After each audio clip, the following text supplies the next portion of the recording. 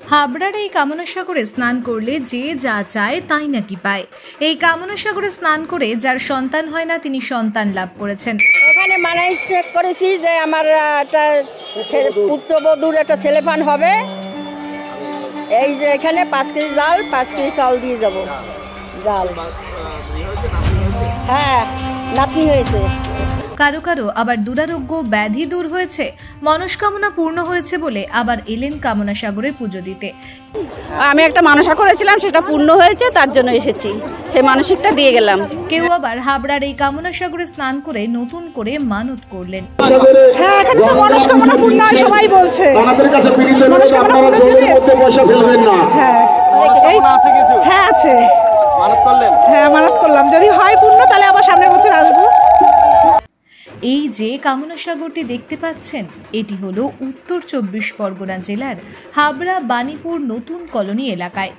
আজ থেকে 20 বছর আগে স্থানীয় মতুয়া ভক্তরা মতুয়া ধর্মের আদি পীঠস্থান বাংলাদেশের ওড়াকান্দির কামনা সাগর থেকে 1 কলসি জল এনে সেই জল 101 কলসিতে ভাগ করে এই পুকুরের জলকে শোধন করার পরে এই পুকুরের নাম দেওয়া হয় কামনা সাগর।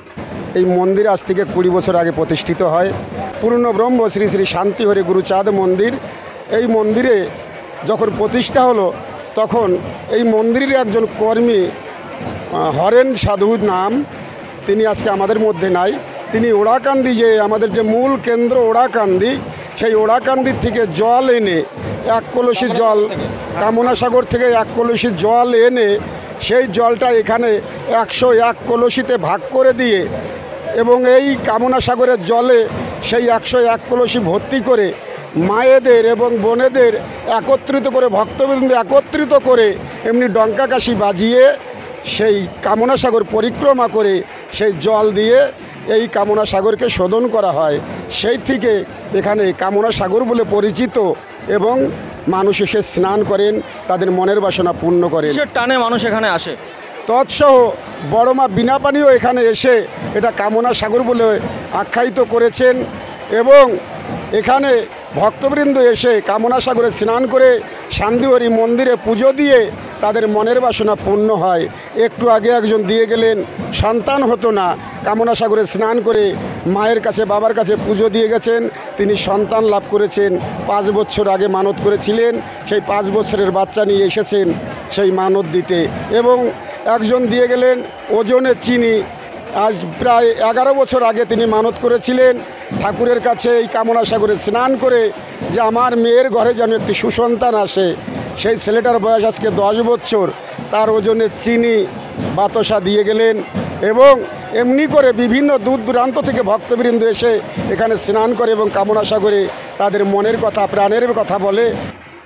আর সেই থেকে 20 বছর ধরে ঠাকুরনগর বারুণী মেলার ঠিক 15 দিন পরে অর্থাৎ মদন ত্রয়োদশীর আজকের এই পুণ্যতিথিতে প্রতি বছর হাবড়ার এই শান্তি হরি মন্দিরে হাজার হাজার পুণ্যার্থীরা ভিড় করেন এই কামনা সাগরে।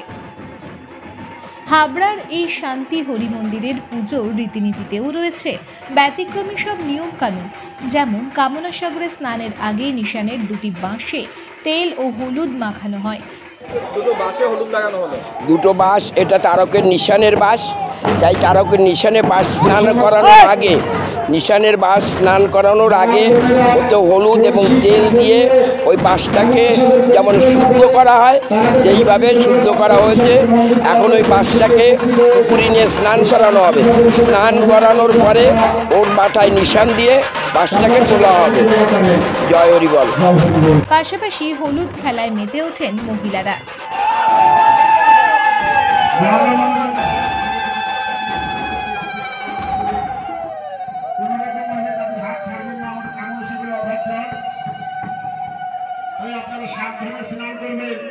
এরপরে কুলোতে বরণডালা সাজিয়ে কামনা সাগরের পাশে হরিচাঁদ গুরুচাঁদ ঠাকুরের আরাধনায় মেতে ওঠেন ভক্তরা। এরপরে পাগল গোসাই এবং মতুয়া ভক্তরা ডঙ্কা কাশি এবং বাঁশের মাথায় নিশান বেঁধে প্রায় 6 বিঘের এই কামনা সাগরের চারপাশ প্রদক্ষিণ করতে শুরু করেন। আর এই দৃশ্য দেখতে কামনা সাগরের পাশে তখন উৎসাহী মানুষের ভিড়। এরই সাথে সাথে শুরু হয় কামনা সাগরে পুণ্য স্নান। পুণ্য লাভের আশায় দূর দূরান্ত থেকে পুণ্যার্থীরা আসেন এই কামনা সাগরে ডুব দিতে। ভক্তদের মনের আশা পূরণ হলে যার যেমন সাধ্য সেই মতন মন্দিরে দান করেন। হাবড়ায় বাণীপুরে এই কামনা সাগরে যারা আসে তাদের মনোকামনা সব পূর্ণ হয়। এবং আপনারাও আসুন, যারা আসেননি, আমাদের বাণীপুর ইতিনা বাণীপুরে 22 নম্বর ওয়ার্ডে আপনারা সকলে মিলে আসুন এই কামনা সাগরে। আর সব শেষে দেখা গেল বড় বড় কড়াইতে ভক্তদের জন্য রান্না হচ্ছে প্রসাদ। সেই প্রসাদ খেয়ে তবেই ভক্তরা বাড়ি ফিরবেন। হাবড়া থেকে উজ্জ্বল শিকদারের রিপোর্ট, বঙ্গবাণী নিউজ।